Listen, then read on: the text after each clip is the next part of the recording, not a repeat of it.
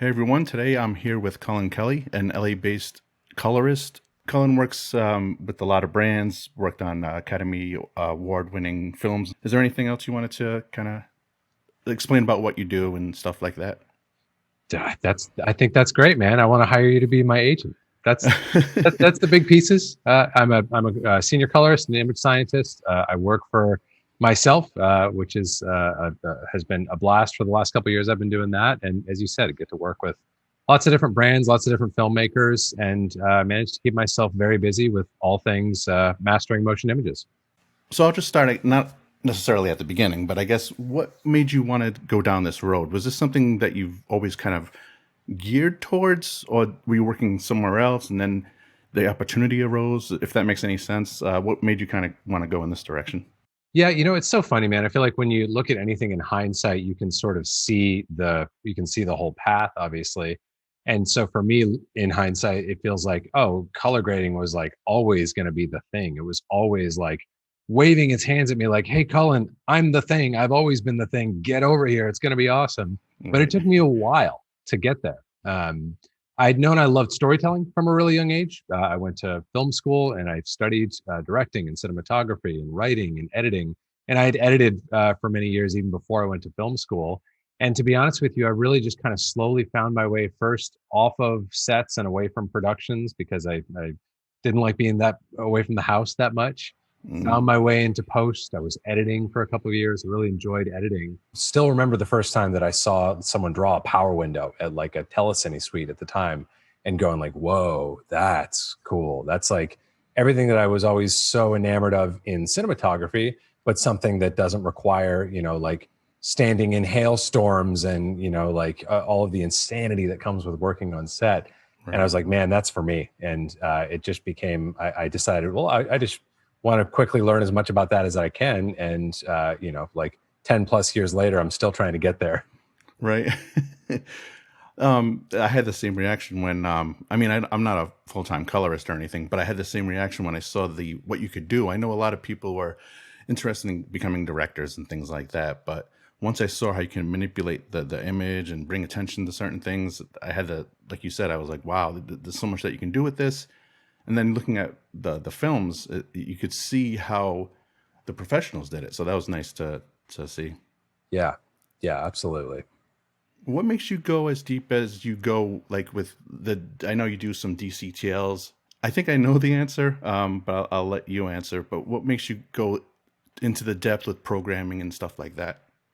Yeah, man, it's an interesting question, and I think that there's more than one answer. Like part of it is that some of the programming and like love of detail and precision goes all the way back to when I was a little kid, and that's sort of part of what I mentioned earlier when I said, in hindsight, it feels like this was always calling to me.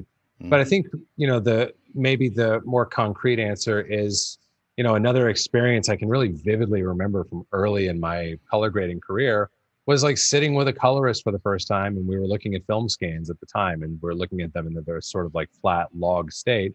And I remember this like very accomplished colorist showing me like, well, here's what you have to do when you have a film scan. You have to take this knob and spin it hard that way, and you got to take this knob and spin it hard that way. mm, And I remember even at the time like being a little bashful about asking the question out loud, but in my mind I'm going like, well, why is that? Like, mm, why should I have to do so much? And so the sort of theme there is that something that I talk about actually in my book, The Colorist Ten Commandments, in the final chapter about questioning assumptions. I've just always found myself questioning assumptions, and you can look at a piece of color grading software as a big, massive set of assumptions about what's going to work best, what's going to be most useful, what's going to be more important, what's going to be less important. And for better or for worse, I've just always found myself going like, well, are those the proper assumptions, or are there other routes I could take to achieve different and maybe better creative results? That's kind of the initial like simple little sweater thread that I start pulling on that always leads me with a pile of yarn on the floor. right. Yeah. No, I was always interested in doing because I when I first started playing around with DaVinci, I always saw that option with the DCTLs. And then eventually I started looking into it a bit more and seeing what you've implemented with them and the stuff that you have on the website and stuff like that. I think they're great options because of how you've programmed those and to do specific things. So I wanted to ask you how you get into that. So Yeah. No, thanks. It's a really fun part of my practice for sure, of going like, oh well, maybe it's what's being shown to me and given to me by default. Maybe it's something else. And sometimes that proves to be the case, and it's fun when it does. My next question had to do with around the time that DaVinci started adding editing to their platform, well, to the program, I should say. A lot of Resolve and color grading channels started to pop up on YouTube. Do you have any specific thoughts on those? I don't know if because I know they don't exist in the same sphere as working colorists and stuff like that. Do you think it's a bad idea that they're out there, as long as they're not sharing bad information? Or I didn't know if you had any opinions on that. I'm really glad you asked that. I think it's a great idea. I am really, really passionate that, like, you know, if I want to learn about astrophysics right now, I can go on the internet and pretty easily find some credible sources of information on astrophysics. And if I learn a little bit and I want to learn some more, I can go deeper with it. That's true of almost anything these days. Color grading, up until that moment that you're talking about, where YouTube channels started to pop up, it Mhm. was always this like very sort of like clandestine thing where finding any information was tough and finding good information was even harder. So I'm all for like opening up the treasure chest of secrets to as many people as possible, and sharing that knowledge. And I think then it simply becomes a question of that sort of second criteria that I just mentioned, like, is the knowledge good, and is the advice and are the insights consistent with what the student is trying to do? Because there are different, there, you know, I can in one breath say, oh, I want to color correct something in DaVinci Resolve, and I want to make, you know, like my wedding clients, you know, like who I'm doing wedding videography for, I want to make the images look more balanced for them. Mhm. Or I want to grade, you know, like the next blockbuster Hollywood movie. And those are both valid things that you could well want to do, but they're very, very different in terms of their demands. So as long as you're not getting advice from, as long as you're not getting advice on how to grade a wedding video when you're trying to grade the next Hollywood blockbuster, or Right, vice right. versa, fair play. Yeah, fair enough. I've always been curious about that because it's one of those thoughts where you're like, well, is there an opinion that, like, don't play in my wheelhouse? And but again, I know they exist in different spheres, and like you had just mentioned, they have wedding videos and big productions. So depending on what you want, and as with anything else, you have to cite your sources. You have to not cite your sources, but you have to determine who you're getting the information from. So there's Yeah. that too.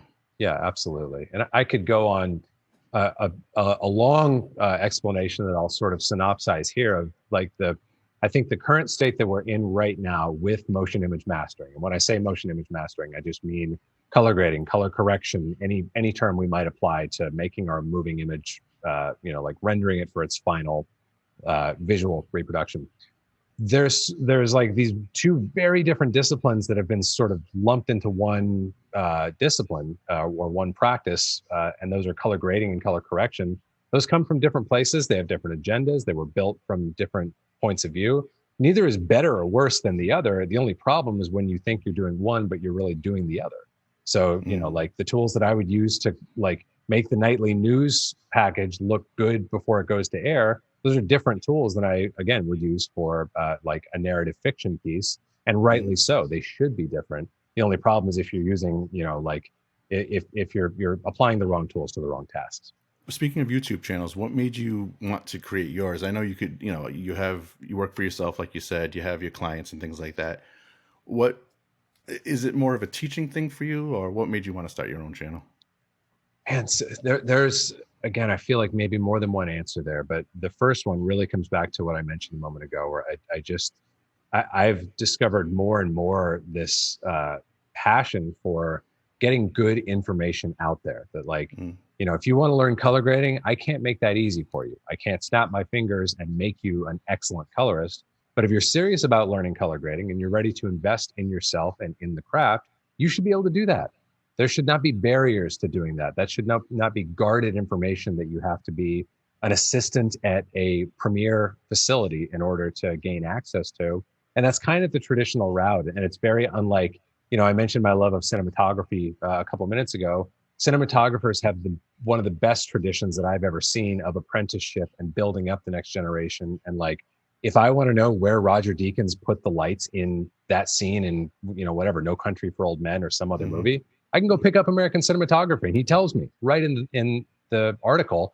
And we just don't have anything like that with our culture, and color grading is so secretive, especially from the people who have the really good information.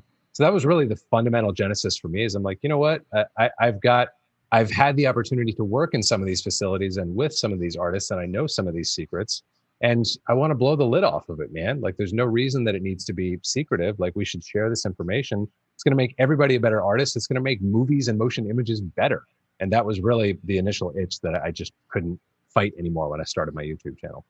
Do you think that still, well, I'm sure it still exists today, but do you think it's necessary depending on the type of clients that you want to get? Or can you work in your home studio, build something up, build like, well, I guess that's the best way to explain it.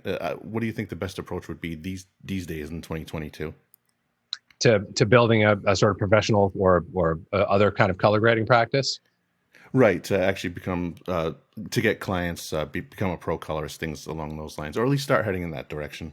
Yeah. I think the advice that I always share with my coaching clients and with my students and anyone else who I talk to about this is not to see, like, imagine like an all-star lineup of like who are the clients you would most want to work with. Like, the sort of natural inclination, or at least my natural inclination at the beginning of my career, was to think about, okay, what do I need to do? What skill level do I need to attain? What resources do I need to lay hands on so that I can get those clients? That was kind Hmm. of like the thinking that I had early on in my career.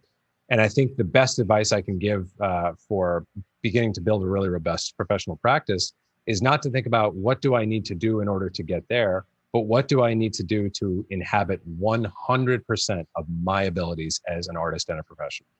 Because sooner or later along that path, you're going to scoop up all kinds of really, really compelling and fulfilling collaborations and clients. All the business stuff and the creative itches that you're trying to satisfy, those are going to happen along the way. The thing we want to focus on is not what's the minimum that I need to do to get this external result, but rather what's the maximum I can do for me so that I wake up and I feel amazing in the morning because I'm pushing myself as far as I can in this direction that I'm really, really passionate about.